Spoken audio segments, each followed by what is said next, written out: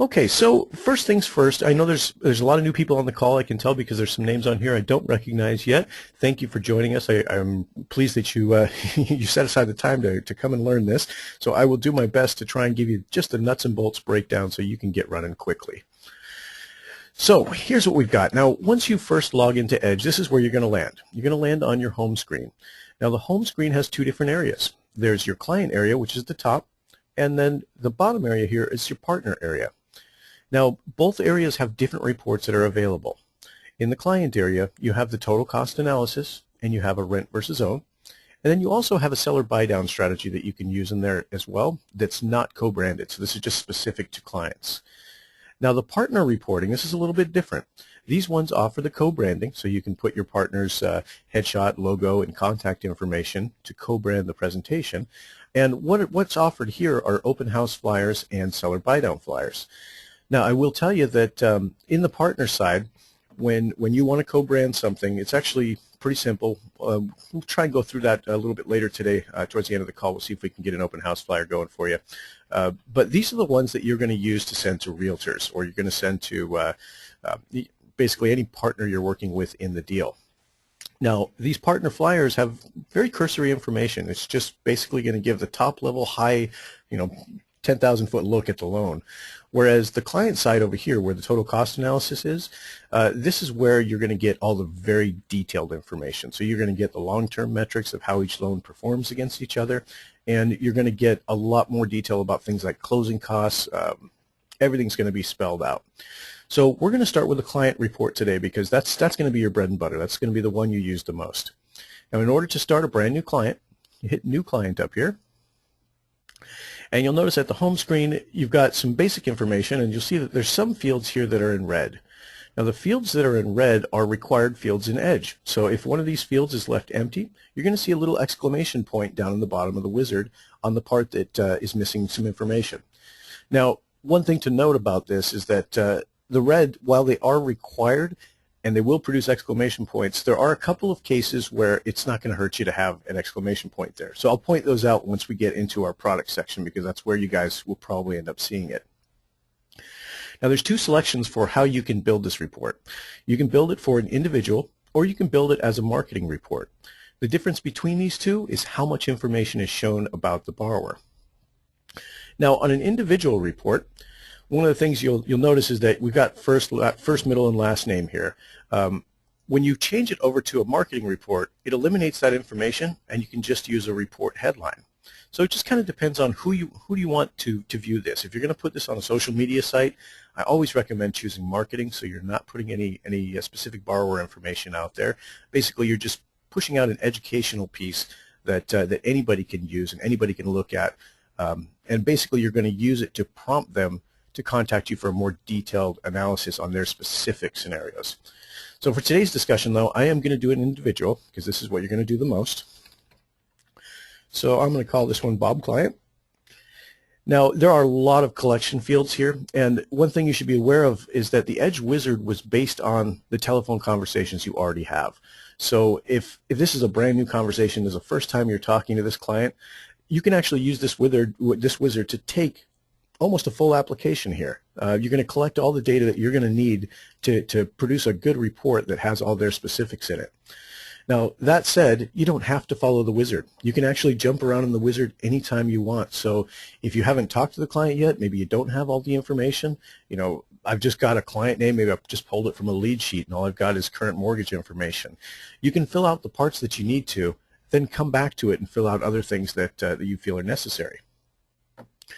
Now, a couple of items I do want to point out to you. The rent and own toggle here. If you choose own, this is obviously they have a mortgage already. And what the total cost is going to do is it's going to position you into doing either a purchase transaction or a refi transaction. When you choose rent, this wizard is going to guide you through a rent versus own analysis. Now, oftentimes you may want to send both a rent versus own and a total cost analysis to somebody. You can do that. When you get to the final presentation screen here, you'll notice that you actually have the choice of either one. So it will default to rent versus own if you've got rent chosen, but you can display a total cost here. So you just hit total cost and then run through the wizard here and make your selections as needed. Now for today's discussion, I'm not going to do a rent versus own. I'm going to do a total cost analysis. So I'm going to select own here. Now even if they don't have a mortgage, I'm going to select own because I want this to gear me towards a TCA. Now I'm going to show you on the next screen that when you select the purchase goal, it eliminates any need for a current mortgage. So even if they don't own a property, I usually recommend, if you're not going to do a rent versus own report, choose own here, and then in the second screen you're going to choose the purchase goal. I'll show you what that looks like in just a moment here. Now referred by, this is really just for your notes. It's not going to show up anywhere on the presentation, so don't worry about this. If you do have a referral here, always good to tag it so that when you do build your video around this client, you want to cross-sell that referral if it's necessary, or if it's a partner, you definitely want to cross-sell. Now partner email, this one's actually pretty important. As long as you put an email into this field, when you get to the final screen of the presentation, you're going to have a checkbox that allows you to send Edge alerts to your partner as well. So anytime your client clicks on the report, you're going to get an Edge view alert. But if you check the box to also alert your partner, they're going to get that same email. So it's actually great for showing traction. So you can show your partner exactly, what this is doing. Is your client consuming it? Are you making any headway with this mutual client? So I'll put in a partner email.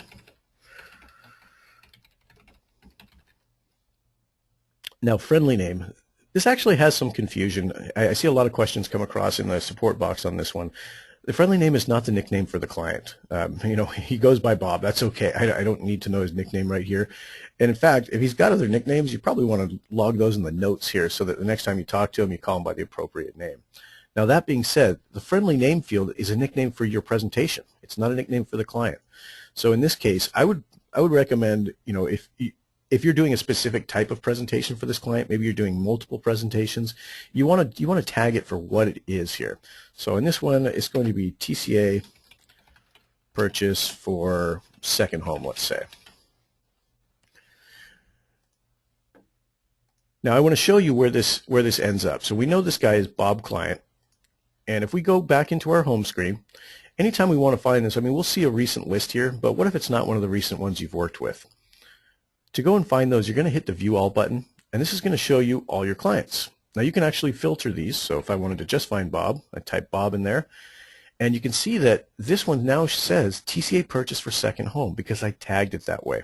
If I didn't put a friendly name in that field, all we would see is a date and time stamp here. So if I had multiple presentations, I would have no way of telling which one is which. So always a good idea, make sure and tag these with a friendly name so you can tell them apart. All right, so the goals screen. Now remember I told you that if you're going to do a total cost analysis, the easy way to make sure that you're guided through a TCA, even if they don't own a property, is select own in that first screen, then check the purchase goal right here. This one actually has logic behind it that removes questions about a current mortgage. So it also won't show a blank current mortgage on your screen. So if you've ever noticed this, where you put in own and you didn't select this goal and just popped in the products here and went and prepared your preview, you found that there's an empty column in there called current mortgage. The reason is there's actually empty data in there that wasn't filled out in the assumptions area. To make sure that that data doesn't show up and you don't have to worry about an empty product in there, anytime you're doing a purchase, just select the purchase goal. Now current property value, this one actually does not have to be filled in, but you will get an exclamation point if it's not. On a purchase transaction, you're going to put the purchase price in here. Now, the reason for doing this, let's say $300,000. The reason for doing this is when you go into the products and you start building these, it's automatically going to pull in that purchase price for you. So it's just one less step of data entry. Now, notice that I skipped a couple fields there. You don't have to fill in all the fields. Remember, really just the red ones are the ones that are required.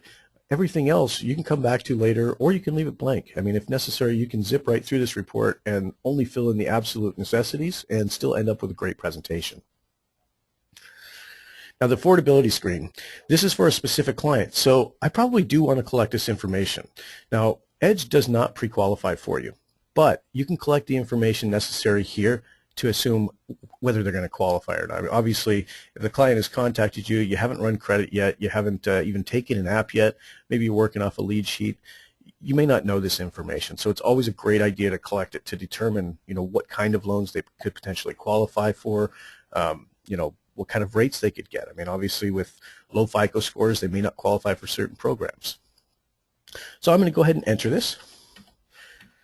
Now the current annual gross income, what this is going to do for you is when you get to the product screen, it's going to show you their debt to income ratios. So in order to create that ratio, you got to have an income here. So I always recommend putting that in there if you are trying to pre-qualify. If you're not, don't worry, you can actually skip almost all of this.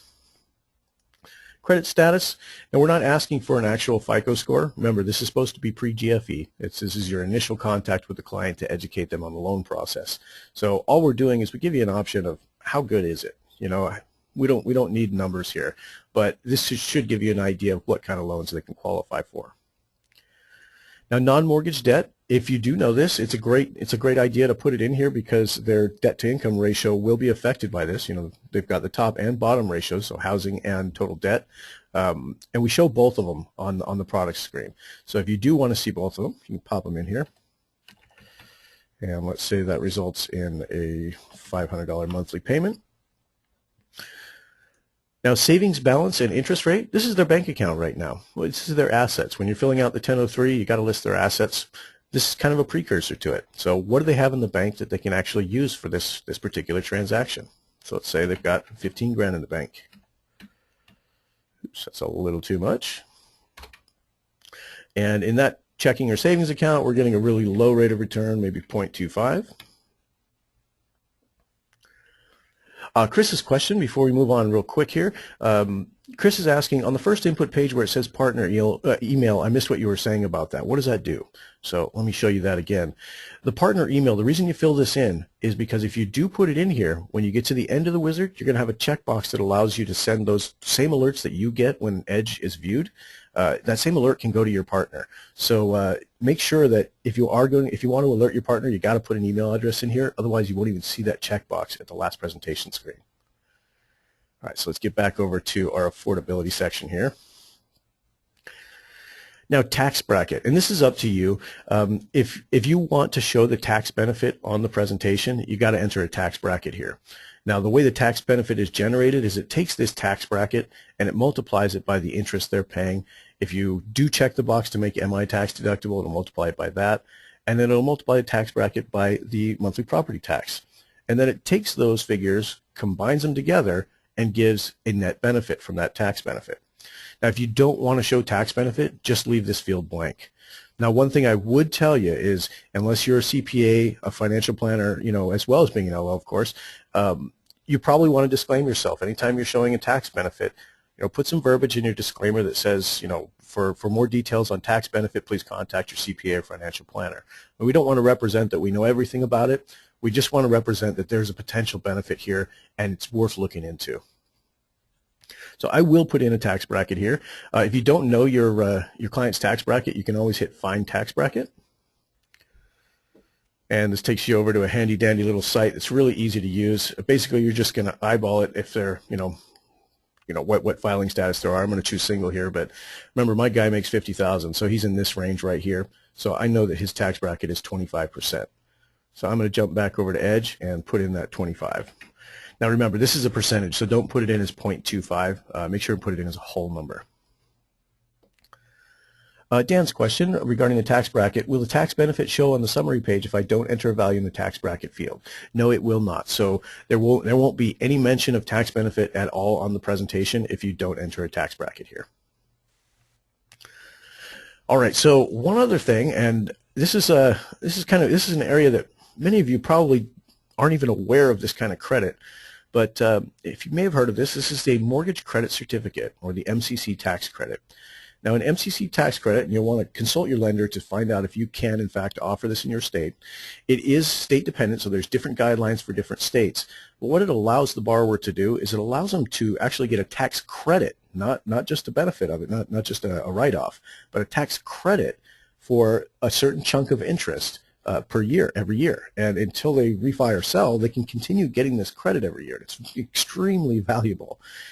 So usually it's going to run about 20% with a $2,000 max annual cap. But you want to check on your state. And in California, we're actually at 30 and 3,000. But you want to check and see what is eligible in your state and if you can even offer it.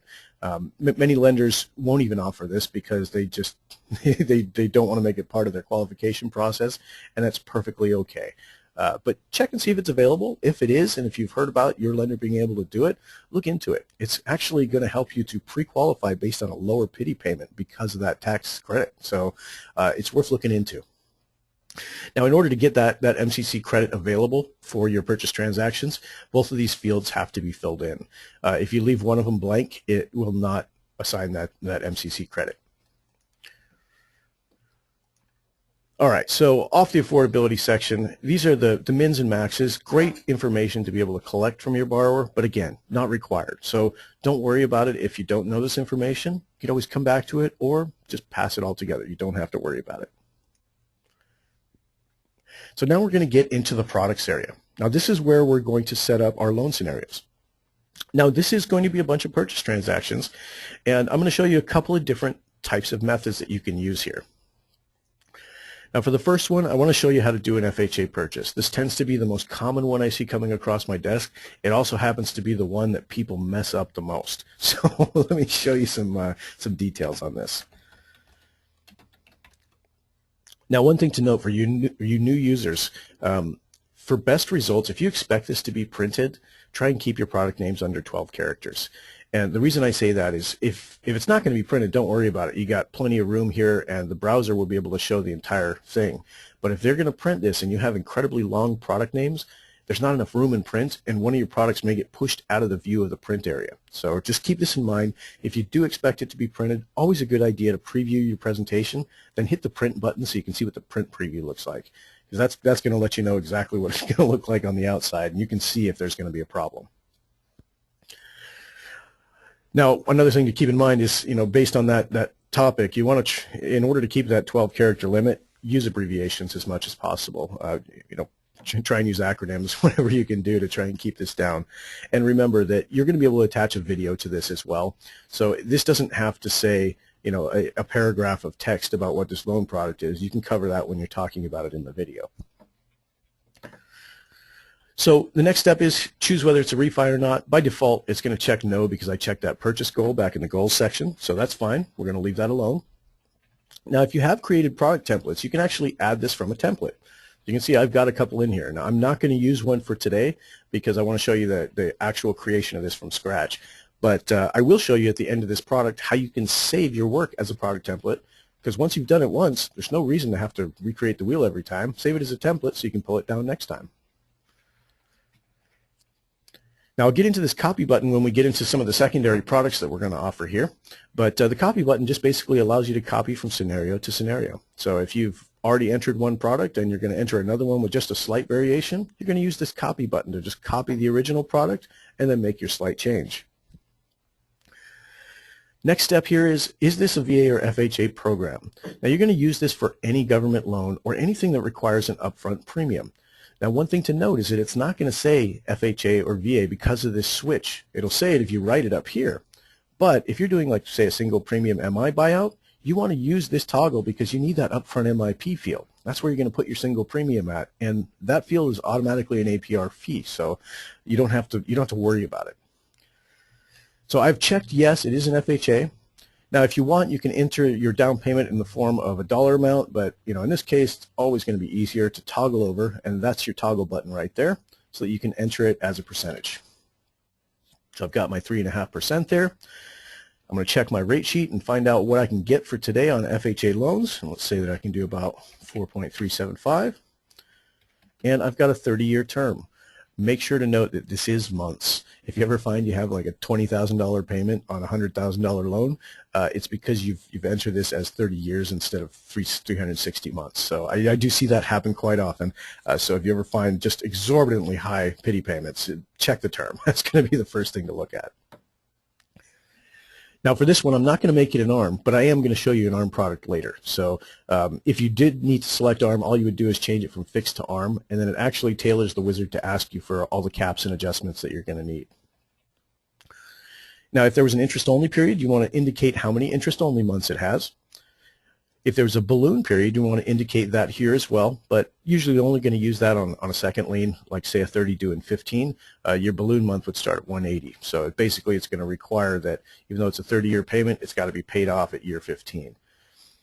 Now, in this case, I would probably not use this on a first lien. Again, it's usually only available on second liens. Now, because I entered the MCC credit information back in that affordability area, I now have a checkbox here whether I want to apply the MCC credit to this one or not. So I'm going to go ahead and apply it. And you might even want to put something up here, so I might just put MCC. And then I'm going to continue on. Now, this checkbox, all it does is that it says that this loan is eligible to use those MCC criteria for the tax benefit that you entered earlier. So I want to show you what it looks like compared against a loan without the MCC so you guys can see what it does. So next step is enter your costs. Now, you can do this one of two ways. Actually, one of three ways. You can enter these as ballpark figures. Remember, this is pre-GFE. It's okay to estimate on this. It doesn't have to be absolutely spot on. For instance, I see a lot of people that'll just put, okay, well, it's generally going to be about $2,000 for my APR fees. I'm going to have 15 days of prepaid interest. I'll have about $1,000 in escrows, and then maybe $1,000 in non-APR costs. And that's acceptable. It's okay. You know, you don't have to get it to the dollar. Now, if you've already prepared a fee workup or a fee worksheet, you can put in the exact totals here and get it down right to the cent, and that's okay. It's up to you. It just kind of depends where in the process you are with this particular loan. So that's one method of doing it. Now, you can also get more detailed. And in order to do that, you would click on the closing cost detail button. Now, one thing to remember is that once you enter something in the detail, all these fields are going to gray out because they're going to pull the information from what you enter in the detail. So let me show you what that looks like. Now, if you don't have any templates built yet, the easiest way is print out one of your fee worksheets, you know, for this particular product. Let's say you closed an FHA loan, you know, a couple of weeks ago, and you have the fee worksheet or the GFE for it so that you can actually see all the itemized fees. Print it out, and then start adding fees here. So I'm just going to hit the add fee button over and over and over again so I have a bunch of fees. And then you're going to come in and you're going to select them. So for instance, loan origination, I'm going to put that one in there. Let's say that's about $2,000. And then I'm going to do things like I'm going to select my appraisal. I'm going to do credit. Oops, let's go back and select appraisal again. Forgot to tab off that field. I'm going to select my credit.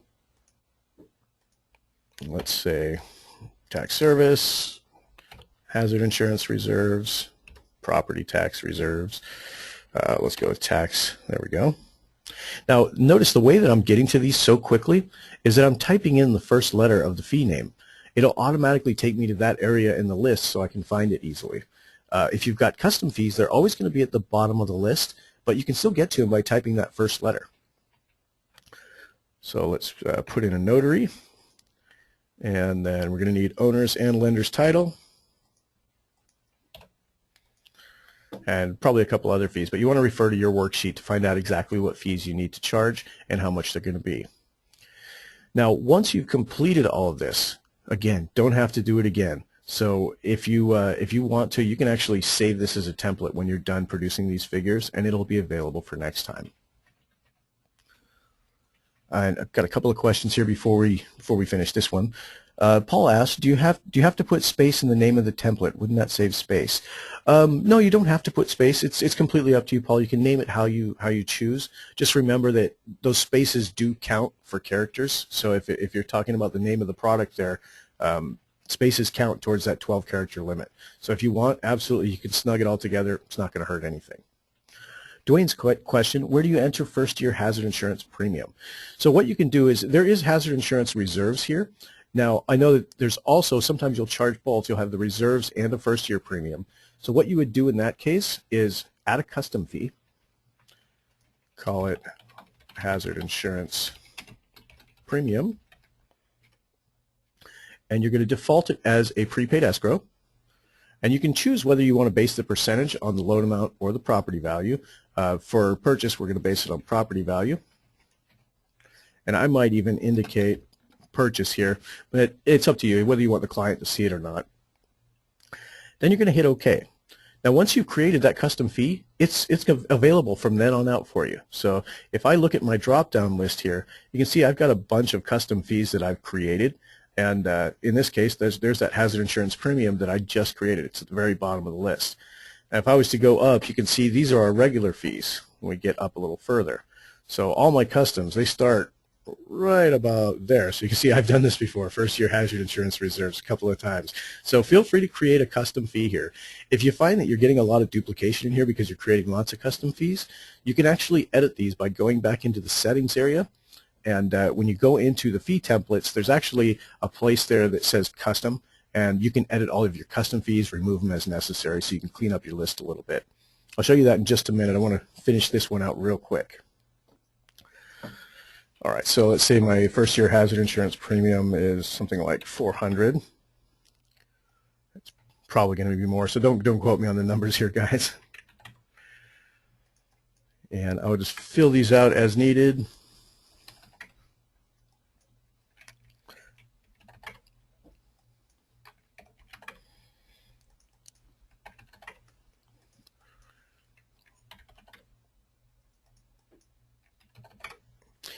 Now, as you're doing these, you'll notice that there's areas here where you can choose who pays the fee. So, most of the time it's going to be the borrower, but there's going to be certain fees that maybe the seller's going to pay, maybe you're going to pay using a credit of something. Maybe you're going to boost the rate a little bit so you can cover some of their closing costs. That's perfectly okay. All you do is use these drop-down selectors to choose who's going to pay it. So, for instance, owner's title, oftentimes that's going to be paid by the seller. So I'm going to choose seller there. So now a seller's paying that. Now, when you're done inputting your fees, you want to check all the ones that are APR fees. So, for instance, I know my loan origination is definitely an APR fee. Got a couple of these guys that are non-APR, so I'm going to leave those check boxes undone. Prepaid escrows, when you check the PPE box, they're by default non-APR fees, so you don't have to worry about that. And if you guys want a list of which fees apply to the APR and which ones don't, send us a note over at support@mortgagecoach.com, and we'll send you out a list. It's basically just there's some fees that always apply, there's some that never apply, and then there's a couple that you want to check with your lender. Usually the title insurance fees, I've seen them go either way depending on how the lender decides to show them in their system. But if you guys would like a copy of that, just shoot us a note over at support and we'll get that out to you. Greg's question, why are the fees not instantly alphabetized? The reason is these fees are actually pulled before you get to this screen. So these fees, as they come in, our default ones are alphabetically sorted. The custom ones are not because they actually have to be appended to the list. Now that said, this is actually, in our dev environment, is already solved. So in the next release of Edge, you're going to see that these fees are indeed sorted for you. So that's coming soon. Thanks, Greg. Vicky's question, how do you show the credit for owner's title insurance? So the way I did it here was just to show it as seller paid, but if you're going to credit as a lender paid item, what you would do is tag it as lender paid, and then you would need to assess a fee to cover that. I mean, obviously you'd probably boost the rate to do it, something like that, but usually this is going to be a seller paid, so I'm just going to mark it as seller. Now there's one other item in here that I want to make you guys aware of, and that's contributions. How do you show a concession? How do you show a contribution of any kind? Hit Add Fee, and there's actually one in our list here, if you type C, called Contribution. Now this is the only fee in here that has logic tied to it. When you choose this contribution fee, Edge knows that whatever dollar amount you put in here, it has to knock down these other costs. So it's going to knock down your cash to close by the amount of the contribution. Now if you create a custom fee and call it contribution, all it's going to do, Edge is going to assume that this particular fee is being paid by the lender. It's not going to know it has to knock down cash to close. So I would highly advise you don't create a custom fee called contribution because you're going to get confused with it. Use the one we have in here. It already has the logic tied to it. And let's say I've got a $1,000 lender contribution. When I put that in there, you can see what it shows here. Lender paid is $1,000, but it has now knocked down my borrower paid fees by $1,000. Now there's another way to do this. If you want to get more specific with the name of this particular contribution, so you don't like ours, it just says contribution, and you want to get something that says seller concession. What you can do is you can add a custom fee, call it what you need to, and then hit OK. Now remember, this one isn't going to have logic to know that Edge has to knock down the cash to close. So the way we would do this is we're going to enter this as a negative borrower paid fee. So I'm going to leave it as borrower. It's going to be negative. Now both of these line items are now doing exactly the same thing. So you can see that my total borrower paid went down to $31.45. So both of these are perfectly okay. You can do either one. I will tell you though that the contribution is probably going to be easier for you. It just matters if you want to show this fee name as exactly what it's called in your fee worksheets. So I'm going to get rid of that one, and I'll just use the regular contribution. Now you can also determine where this contribution is supposed to go, whether it's supposed to knock down the APR. If it is, you would check the APR box here. If it's not supposed to knock down the APR, leave that unchecked. And most times you're going to leave this unchecked, but you want to check with your lender specifically. Generally, you want this to factor into the APR, even if it's being credited by the lender. Now, the add to loan checkboxes, you're usually not going to use these on a purchase. Oftentimes, you will use these on a refi because you basically want the loan amount to increase by the amount of the fees to allow it to cover those fees. Now, in the case of a purchase, we don't want to do that. We want to make sure that these fees are isolated away from the loan, with the exception of upfront MIP, which I'll show you in just a moment. We want to make sure these are isolated away from the loan so they are called for at close. All right, so when you're done with this, you're happy with your legwork here, save it as a template. Now, when you hit Save as Template, you can give it any name you'd like.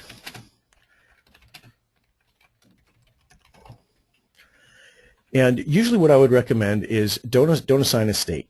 When you assign a state, what it means is that this template is only available if you choose that state when you're doing a new product in here. I want this to be available no matter what state I choose, so I'm going to leave the state designation blank. Now that said, if you do have a fee template that is state specific and you want it to only be available when you're working for products in that state, go ahead and assign a state here. Just make sure that anytime you come into this closing cost detail, if you want that to be available, you've got to choose the state up here at the top. Will's question, would appraisal be CB or PPE? Appraisal is going to be a non-APR fee. So basically you just leave all the checkboxes blank on the appraisal. So in order to save this, all you're going to do is hit OK.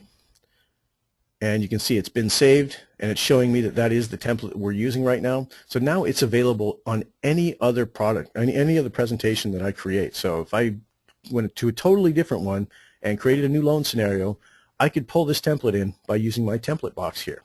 And you can see that that's at the bottom of the templates. I've got a bunch in here because I've created them over and over for these calls. But generally the ones you want to have together are, you want to have an FHA template. You want to have a conventional purchase and refi for both of these. You want to have VA templates if you offer those, and USDA templates. But you don't have to get too terribly specific on these. But generally, you just want a purchase and a refi for the main products that you offer. All right, so once you're done with all of this, you want to hit Apply to Loan. And you'll see what happens here. Apply to Loan has now taken all those fields that I entered earlier. It basically replaced them with what I put in the closing cost details. So you can see that it totals them up right here for me. I still have the option to add points or change my prepaid interest days. But these fields can only be edited by going back into the details screen and editing the specific field that I need. Now the last step here on this screen is going to be the upfront MIP.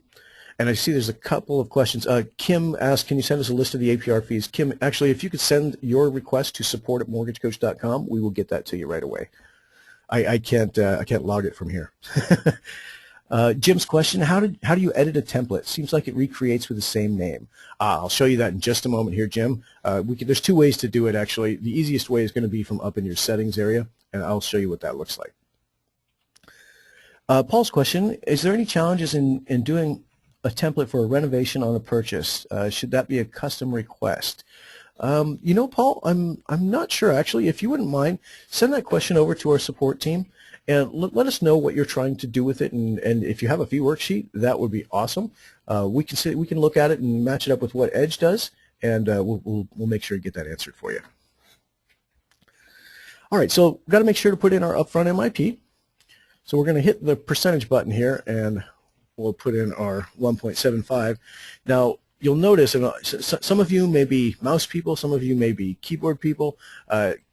One thing I would highly recommend is get used to using the tab key on your keyboard. When you're entering upfront MIP, after you put in the percentage, hit the tab key, it's going to update the amount for you, and it's going to give you this checkbox. Now the same thing would happen if you simply mouse clicked on something else, but oftentimes I see people enter this and then immediately hit the arrow. They never got the checkbox here, and you need this checkbox because you definitely are going to finance this in. So what this has done is this is going to increase my loan amount by the amount of the upfront MIP. Now the last step here, monthly escrows. Generally, I like to use factor percentages for these because when you copy these between programs, it's automatically going to update to the right figures if you use percentages. Now there is a fee, or there is a monthly cost called Other in here. Now this can be used for just about anything you want. Now you can overwrite this label if you'd like. So say for instance, you're looking at showing them what energy efficiency savings could offset their payment with. So you could put something like energy efficiency, and you could do, you know, minus 150. This is actually going to reduce their pity payment by the 150 here. Now, keep in mind, anytime you are doing this, disclaim yourself. You know, we're showing a pity payment on that presentation, and if you've used something to knock down that pity payment, just make sure you note what it is. Dan's question is regarding, he's added a number of custom fees to the drop-down menu and he wants to delete those. I will show you that in just a second after we finish this particular product. I'll take us over to the settings and I'll show you how to edit fee templates and get rid of those custom fees. All right, so I'm just going to put this back to Other for now. Now you can use this for other things too. Oftentimes I see people use this for debt consolidations. If they want to show one product with a monthly liability payment, they'll put something like auto loan here and then put the amount of the monthly payment. Basically it just pads the pity payment by this amount, and then on your new refinance transaction where you're paying off the debt, you would eliminate this, so it reduces the pity payment. It wouldn't have this particular fee. But just some ideas on how you can use that. I'm going to leave it alone for right now. Now this is critical, the mortgage insurance on an FHA loan. If you haven't done these yet, please pay attention. Even if you have done these, you may have done them wrong, so please pay attention right here. Mortgage insurance on an FHA loan has 3 factors to it. One is you got to make sure you got the right percentage in there. This is a high LTV FHA loan, so it's got a 1.35 factor. If you guys would like a spreadsheet that shows the FHA guidelines, the MI guidelines, we have that here in support. Shoot us a note. We'll get that over to you. It's a grid that just basically shows you at what LTV they can get which factor percentages, and it's just a really easy reference point. So once I've got my factor percentage in there, I tab to the next field. Now the MI cutoff percentage on an FHA loan, it doesn't matter. We're going to carry this for the life of the loan anyway. So you can leave it in there if you want. Doesn't hurt anything to leave it. You can blank it out. Doesn't matter. Just remember, for conventional loans, you definitely want to have that 78% in there. FHA loans, it's not going to matter because we're actually going to tell it to go for the life of the loan. Now this is critical. Calculate MI on balance. What FHA MI does is every single year it recalculates the MI payment based on the last 12 months average balance. Now, if we don't check this box, you can see that we've got a mortgage insurance payment of $325.69. This is not going to match my LOS. It's going to be a few bucks off. Not much, but a few bucks off. If you want it to match, check the box here. This one is how your LOS is going to show it. So keep this in mind. FHA loans, always, always, always check this box. Now, this also goes for any other government loan that has an insurance premium that they're charging. So, for instance, on a USDA, you've got that 0.2 factor, but you definitely have to check the box on this so that it shows that recalc every year based on the balance. Now, last part, remember I said we want to tell it to carry for the life of the loan? We're going to indicate that the MI cutoff month is month 360. That's the last month of the term. Now, what this tells Edge is that it tells Edge that we're going to carry MI for 360 months. At that point, if it's at 78%, it can drop. Obviously, that's a moot point. The loan is paid off at that point. But the reason we leave both these factors in here for you is when you're doing a refinance against an older FHA loan where they only had to carry it for 60 months, then it could drop at LTV, you would put 60 in this field. That's going to tell Edge it's got to run for 60 months. Remember, this is the primary operator, is this cutoff month. After this operator is done, then it can look at the LTV. Now, for purchases, we're just going to leave the 360 there, check the box, 1.35. Those are the 3 major things you need to remember. So now that we've got the FHA loan product in there, we would normally add another product. But right now, I'm going to go and try and address a couple of the questions that came in regarding the custom fees and how to edit fee templates. So what we're going to do is I'm just going to hit my arrows because I want to make sure it gets saved. Then I'm going to go up to my settings area. Now in your settings, you have a fee template area. And when you click on that, this shows you all of your fee templates. So for instance, if I wanted to edit this conventional purchase 10% down, I would click on it, and you can see that it's changed my fee structure so that it's showing that particular one. Now, if I needed to change a fee, I would come in here and change it. Matter of fact, anything about it that you need to change, you can. You can even remove fees from it if you want. You can change their APR designation. You can change whether they're a prepaid escrow or not. But completely up to you in terms of what changes you make. Just remember that when you change it here, it's not going to change the name. So it's the same template. You've just changed the internal fees. Now that said, a quick way to copy fees. Now you can see my my sample for QA. I've done this a couple of times in here. If I wanted to copy this particular one, I can do Save As. Now that is your copy button. So if you created a good fee template that you really like, so like I have a pretty decent one right here, and I want to copy this so that I can use it for something else, but kind of make slight modifications to it, what you do is left-click on the desired template, hit Save As, and I will choose, I'll say, copy of FHA for QA. Obviously, you'd want to name it as what it's going to be. Hit OK. Now, when you do that, you now have at the very bottom, or actually, you have it right here. It's showing the copy of the FHA, so that actually puts it at the top, so my mistake. The copy of the FHA for QA is now what you're working on. So the original is still intact. That's down here.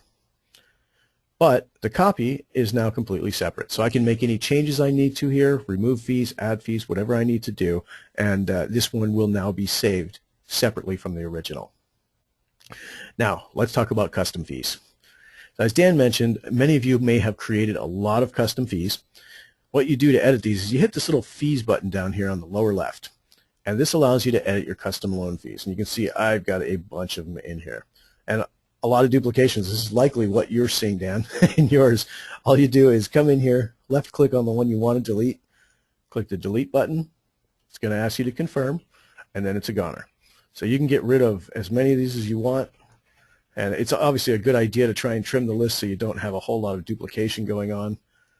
And once you're done with it, just hit OK, and then your drop-down lists won't show those particular custom fees anymore. So that should help a little bit. Now, you may need to log out of Edge and back in order to make sure that that takes effect on those drop-downs. The drop-downs are actually called when you first log into Edge. So it tries to retrieve as much information for you as it can when you first log in so that it doesn't have to dynamically do it every time you make a click. It would slow Edge down pretty significantly. Becky's question, if you use a template in a report and then next week change that template, will it affect the report? No, it won't. Once you use a template on a report, that report it's static. So whatever you've pulled in, even if you make edits inside that template on the report, it's not going to affect the main template that's stored in your settings. So don't worry about it. It's okay. If you delete it, it won't affect past reports. So it just won't be available for new reports. All right, so let's hopefully that answers the question there for you on fee templates and custom fees. Another thing I want to point out to you real quick here, and we kind of touched on product templates in the beginning. You can create product templates, and it's the entire loan scenario.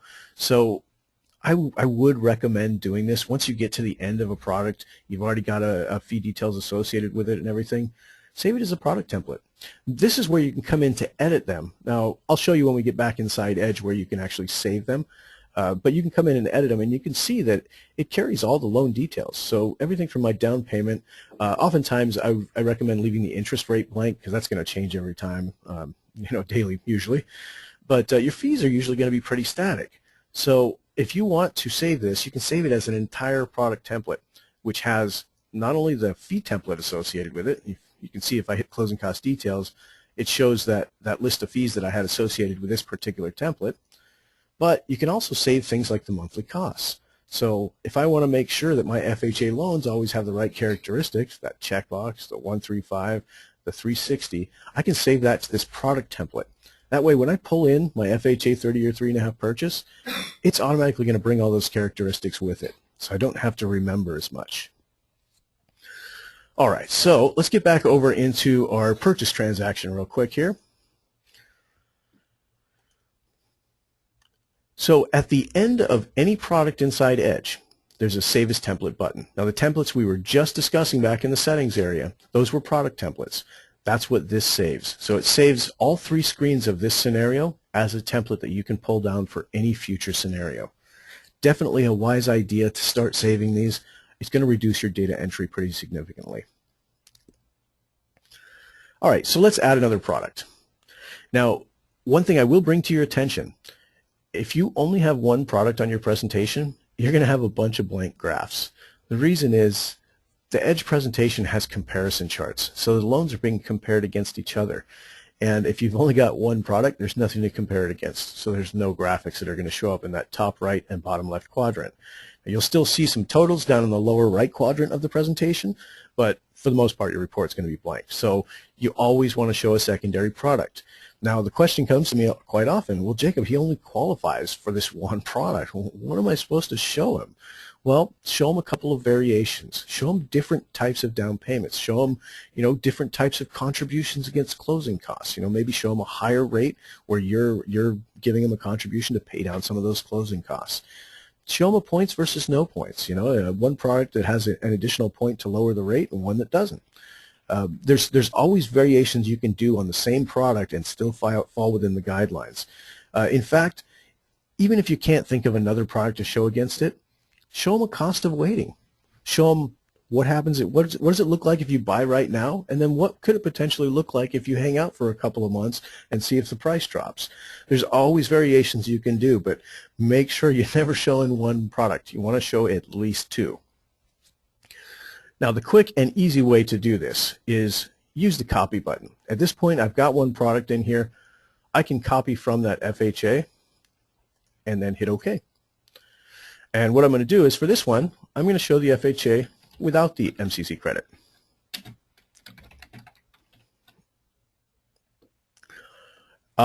Eric's question, where can you show a second lien as on an 80-10-10? I will show you that in just a moment, Eric, once we get to the next product here. But that's a great question, and it does come up a lot. One thing I do want to bring to your attention, everyone, is that if you hit Help here in the Edge menu, that's going to take you to our knowledge base. Now, our knowledge base is searchable. So, for instance, this particular question from Eric, if I just type in 80 and hit search, the first one in here is how to enter an 80-10-10 scenario with a HELOC second and Edge. So this is the full detail of how to do the entire thing. We'll touch on it on our presentation today, so don't worry about it. But I do want to make you aware that these are in our knowledge base. So anytime you have a question on how to create a specific type of scenario, come in here and try a search. You can even actually look at the frequently asked questions. There's 79 of them in here, so there's a lot of them. But we've got strategies. I mentioned the cost of waiting presentation a minute ago. This shows you how to build that. How do you build a purchase power presentation? Points versus no points, another one I mentioned. But if you click on any one of these headers inside our help menu, it'll open up all of them. So you can see there's 14 of them in here. So if I want to know how to do an annual mortgage review or a skip the bagel presentation, they're all in here. I want to do a cash out refi. Still doing HARP loans? Here it is. Check it out. But I do want to make you aware of this because this knowledge base is so robust. Every single question that's ever come into our support center, if it's a duplicate question, we put it in the knowledge base. So unless it's something that's completely wacky that we've never even heard of before, you probably will be able to find something in here in the knowledge base that's going to address your question. But of course, feel free to email us. We're always happy to help you with it. We can actually even eyeball your report from the back end here, check out your data entry, find out what's going on, and make sure that we get you on the right track. All right, so let's get back over to Edge real quick here. This one is going to be my FHA with no Mcc credit. So what I'm going to do here is I copied this loan. I don't need to make any edits to this except for uncheck the Mcc box. Now as I go through, you can see that all my data entry is exactly the same. I didn't have to do anything there. And everything down to my monthly escrows is exactly the same. The only difference between these two loans now is going to be the tax benefit it's going to show. All right, so let's add another product and we will address the 80-10-10 situation. We've only got about 10 minutes left here, so I understand if you guys have blocked this time out and you need to leave in 10 minutes, feel free to do so. I'm not insulted by watching people leave. If there's one person left on the call, I will continue talking. Now that said, let's see if we can get into this 80-10-10. So I'm going to name it. This is not a refi. And for my purchase price, I'm going to use, what was it, $300,000 that we were working with. And this is not an FHA program, so I'm going to leave it toggled as no. Now, the critical part of doing an 80-10-10 is determining what this down payment should be on the first lien. Now, I will tell you right now, this is going to be a 20%. Remember, this equity percentage right here is just telling Edge what to make your loan amount for this first lien. So what we're going to do is we're telling it it's a down payment of 20%, but we're actually going to put in a second that's going to take out 10% of that. So when you do an 80-10-10, remember this is the 80, so you're going to put 20 here. When you get to the second, you're going to put your 30 grand over in that second lien, and it's going to knock down this 20 on the final down payment. Paul's question, can we access this presentation later? Absolutely, Paul. Matter of fact, if you go to our support center and click on the Mortgage Coach icon at the top left, this takes you to mortgagecoach.com. And this is where all of our archived presentations are. So today's presentation, once I've converted it and uploaded it, will be available right here in the Coaching Call archive. Matter of fact, I'll show you that real quick. That's where I'm going to post it. That's one place, actually, where you can always find the most recent Thursday training. But I also do segment them here, so you can see Thursday training covering purchase comparisons, Mcc credits, move-up buyers. That was from a few weeks ago.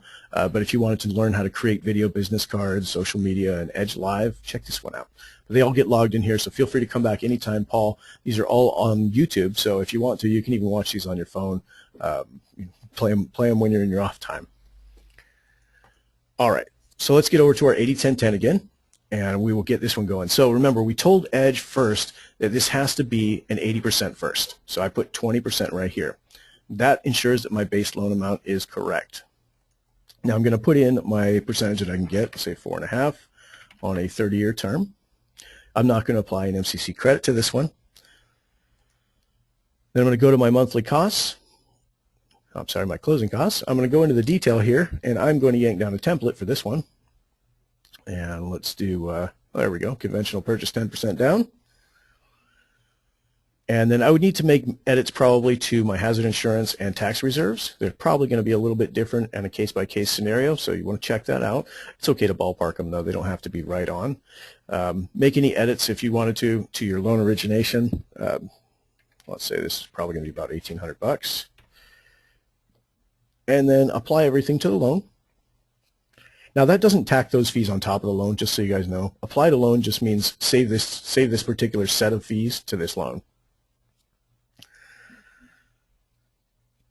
Now the next step here is make sure we put in our monthly costs. Now there's not going to be any mortgage insurance, so I'm going to leave that out. But the last question, does this product include a second lien? Yes. Now once you do that, when you hit the right arrow here, it's going to ask you for the second lien information. So is this a refi? No. Is it an existing second? Nope. This is going to be a brand new one. We're going to put in our $30,000. Put in the interest rate that we can get on that one. Let's say it's slightly higher. And then the term. Now, if this is a HELOC, usually they're a 25-year term, but check your term guidelines. It could be open-ended. It really doesn't make a whole lot of difference on this presentation, but if you don't know and it is a HELOC and you don't know what the term is, use 300. That tends to be the right spot for you. And if it's an interest-only HELOC, it's going to be interest-only for the entire term, so you want to make sure the interest-only months match your term months. Now, you can get more detail into this. You notice I made it a fixed, and most HELOCs are, in fact, tied to prime, so they can adjust. If you want to get even more detailed, you can. I would say for speed, I would recommend keeping it as a fixed loan right here. But if you want to go into full detail on this one, you can choose ARM. You can go into the ARM details, and now you have areas where you can enter all your caps and adjustments. So for instance, if this was a prime plus 1, I'm going to choose for my index prime, and my margin is going to be 1%. Now, at this point, I need to tell Edge how this is going to adjust going forward. Now, HELOCs can adjust every month, but you want to make predictions about what it's going to do. They don't tend to move that much. This 3.25 has been pretty static for months now. It's up to you in terms of what you want to predict for future adjustments. And anytime you get into predicting adjustments, unless you've really got an eye on the market, you might want to just make it a fixed loan so you don't have to worry about it. That said, you're one of those analytical people that, you've been watching the markets, you know exactly what this has been doing over time. You've got some predictions about what that bell curve looks like. That's perfectly fine. On a HELOC, you want to make those adjustments as small as possible. So 8ths are the smallest you can do for adjustments. So I'm going to make my first adjustment cap an 1/8. And my first adjustment month, let's say I want it to start 6 months from now. The periodic cap is how much can it adjust every adjustment period. And again, I'm going to use an 1/8 there. I want to keep it as small as possible. Adjustment months is how often do you expect us to adjust after that first adjustment. I'll put it at 6 months. Max rate, how high can it go? Let's say it can go to a max of 12%. Now, floor is not really going to matter at this point because I've chosen a worst case scenario, which means that at my first adjustment month, month 6 in the future, it's going to adjust up an 1/8. And then every 6 months, it's going to continue adjusting up an 1/8 until it hits 12%.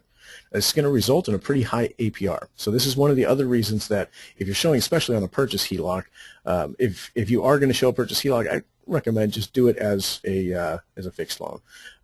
Now you can, on the other hand, choose best case scenario, but it kind of negates all the work you just did because all it's going to assume is that at that first adjustment month, it's going to go to index plus margin, which is what it's at right now, and it's going to stay there for the life of the loan. It acts just like a fixed loan at that point. So you might as well not do it as an ARM if you're going to choose best case. All right, so in this one, I'm going to bring it back to fixed here. And then let's check out what our loan proposal looks like. If there were additional fees that were attached specifically to the second lien, you can put them in right here. Note that there is no closing cost detail on second lien, so you're just going to use the ballpark figures here. All right, so I have 3 presentations, or I have 3 scenarios against each other. And one thing I want to show you real quick before I move into the analysis summary screen is how do I know if I did this 80-10-10 right? Because my cumulative LTV, my combined loan to value, is 90%. So I know I've done this right. Now, usually when these come across my desk and people say they're having a problem with that 80-10-10, they'll have 100% right here because they've put 10% in that first product screen. So remember, just on the first product of an 80-10-10, you got to tell it 20 so it knows that first product has to be 80. All right, so let's get over to our analysis screen and check it out.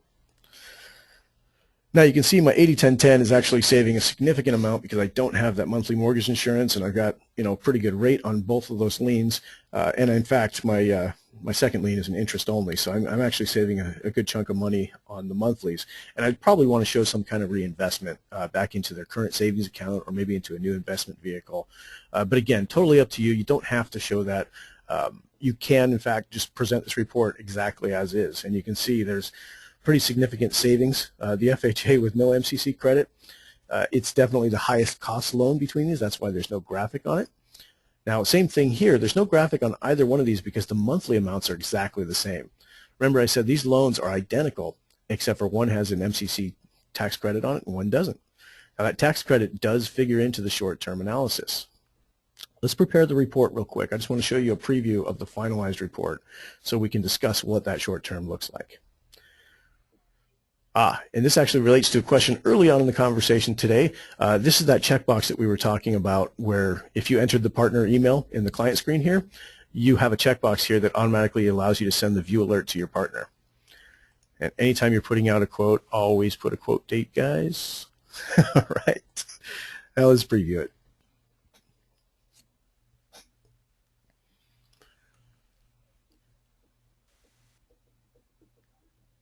Okay, so here we go. This is Bob's client. This is Bob Client's presentation, and some of you may have already noticed that there's one part I forgot to do, and that's edit my payment notes. These are particularly important, and I do this to remind myself. The stock text that I have in there says R or R not, so I have to choose one of these on every single presentation.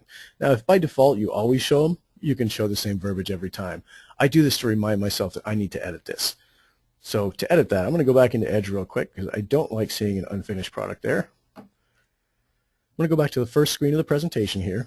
And what I did, for those of you who are brand new to Edge still, there's what's called jump buttons in Edge, which means if you hover over a specific area in Edge, it'll allow you to jump to one of the internal parts of that. So I can jump to any product in Edge, or I can jump to the specific presentation screen I want to go to. So what I did to get to this one quickly was hover over presentation and then choose select report. And this is where my payment notes are, so I'm going to get rid of that. And then hit the right arrow so it triggers a save. All right, so let's go back to our analysis screen. Let's check out what we've got. Now you can see here, it just modified my taxes and insurance line there, so now it's looking good. Now, one of the things you'll notice is that the cash to close between these is different, so I'd want to make a note to my client. And the way to do this is highlight them. Now you can highlight by anytime you go into a preview of the presentation, you just left click on whatever field you want to highlight, and when you send out your presentation, it's going to have these highlights in place. So when your client views it, they can't highlight, but whatever you highlighted is going to be there for them. Now the same is true if you were to pop out one of these more info sections because you want them to see this first before they see any part of the report. Specifically, if you're showing an 80-10-10, you might want to pop out one of these more info sections because you want to make note that there is a second lien here. Now if I was to close this preview right now and then go and generate the link for my client and send that client the link, when they click on the link, it's going to open up this presentation just like this. So the details section will be popped out, my highlights will be there, and then my video would actually play under this details section. So if you've recorded a video, it will go under whatever call out you've left open. Now that said, I'm going to close this because I wanted to show you the detail here on the 60-month savings. Now you can see that there's a $10,000 difference between these two products. Obviously the 80-10-10 is giving them the best savings over time, but why is it doing that? Let's look at the more info section. Now here's what goes into calculating the short-term savings. Now one thing to remember, short-term savings is not the monthly savings multiplied by the number of months you've got down here. The short-term savings is actually showing just the unrecoverable costs of each loan program. Tom's question real quick, how did you highlight? What I did was I went into Edge, I went to the last screen in the wizard, and I hit the preview button right here. Now once you hit the preview button, it opens up this presentation that we're looking at, and all you have to do is hover over whatever field you want to highlight, left click on it, and it's highlighted.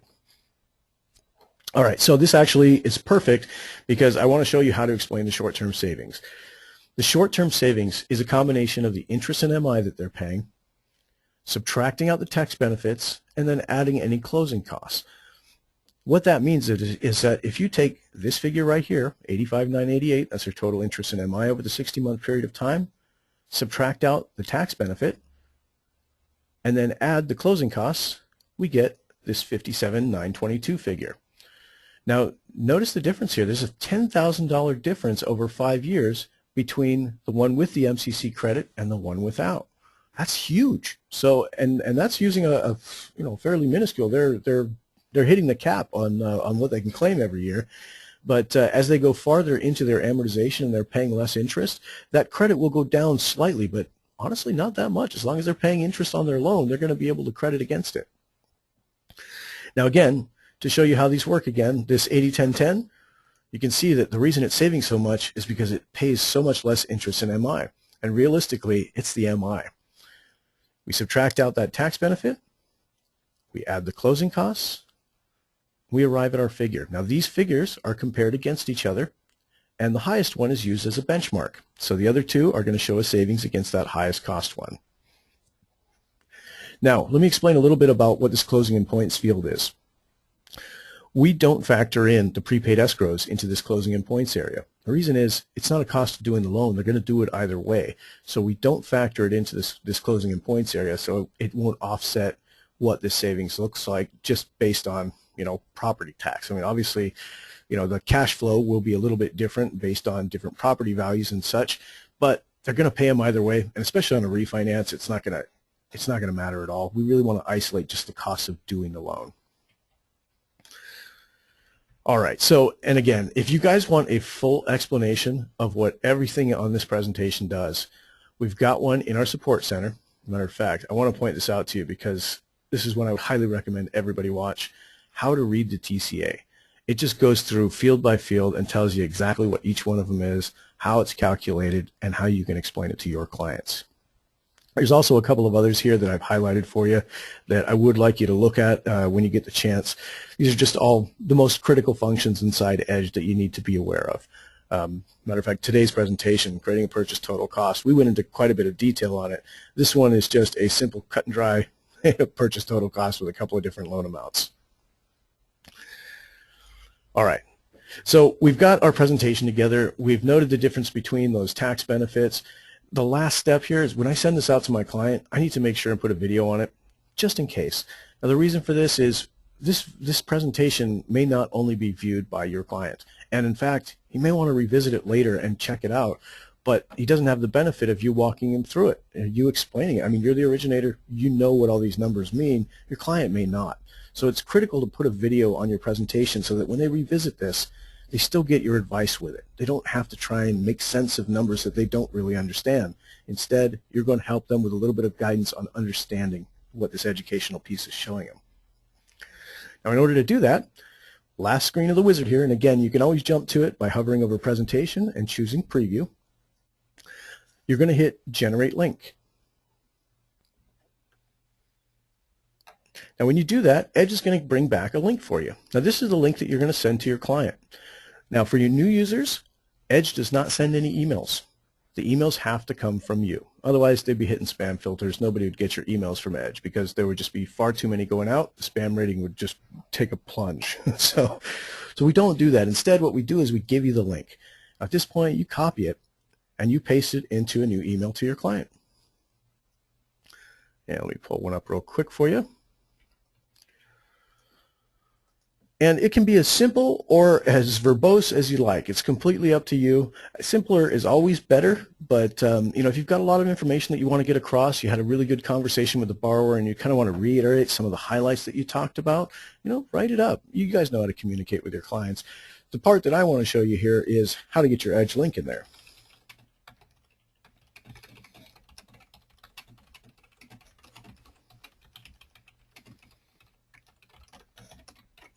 So all I did, you know, short of my awful typing, was put a little bit of verbiage about what it is, and then I literally just hit Control-V and pasted that link in there. Now, this link, once you space after it or hit the enter sign, is going to be a clickable link. So when your client clicks on it, it's going to open up this presentation right here, and it's going to pop up your video automatically if you've put a video on there. So I'll go into how to alter that hyperlink in just a second, but I do want to touch on video real quick. This screen where you generate the link is where you initiate the video recorder. So you're going to come in and hit Add Audio Video. This is going to open up that same preview like we were looking at before. The difference is it's got some buttons on the bottom left that allow you to record. Now, you can still highlight from this screen. So basically any preview screen, as long as it's not from the clicked link, you can highlight on here. So if I wanted to go in here, I can actually clear all the highlights out using that Clear All button, and that live link will no longer have highlights on it. But in order to record the message, first things first, make sure your camera is set up. To do that, right-click anywhere on this presentation and hit Settings. And you can see you can choose your webcam. I have a couple of different ones on my computer, so make sure you choose the appropriate one. Choose the right mic. And you can toggle between these simply by hitting these little tabs down at the bottom. These two are the most critical. The other ones, really the only thing that you really need to pay attention to is this guy right here. You don't want to deny Edge access to the camera because you'll have to check this box every single time. So once you've done setting those settings up, hit Close, hit Record Message, and let's see here. And actually, I think I've already got a message in here, and my webcam is detached. So you're not going to see me right now, guys. But when you do this, what will happen is you'll actually see yourself through the webcam right here. And then when you hit record, it's going to record your presentation until you hit stop. Now, there are some limits on this. The limit to recording is you have either 5 minutes or 20 megabytes of file size. Now, I'll tell you that the cheaper camera you get, I mean, really don't spend over $30 on these things. The cheaper camera you get, the smaller file size it creates. Now, because this is streaming video online, small file size is definitely good. That's going to mean there's not as many hiccups. You know, if the guy's got a spotty internet connection, your streaming video will still play nicely on his presentation. If you get the super duper high def camera that costs $300 and then you get the Yeti mic, you're overdoing it. It's not worth it. It's going to produce a really huge file, and you're only going to get 2 minutes of time out of that video. So you won't actually even get your full 5 minutes just because it's such a big file. Now, if you guys want recommendations on what cameras we would recommend, the ones we've tested over here and the ones we use, generally the lower level Logitech cameras are great. The Microsoft Live cams are great. If you'd like links to those, shoot us a note over at support. We can give you links to the ones we recommend. But I got one more thing I want to show you before we end the call today. I know we are over time. I want to show you how to modify this link so it looks a little prettier on your edge or on your emails going out.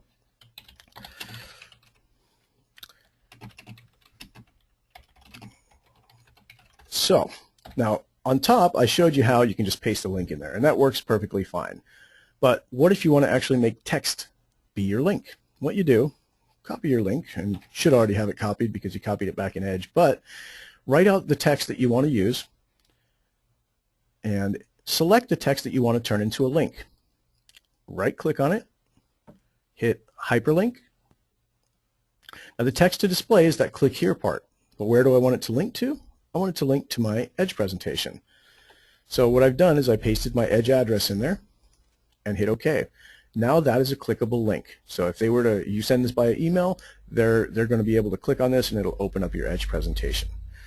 All right, so that said, guys, I think I'm going to wrap for the day. Thank you very much for the great questions today, and feel free to join us every week. Same bat time, same bat channel. Have a wonderful day, everybody. Bye-bye.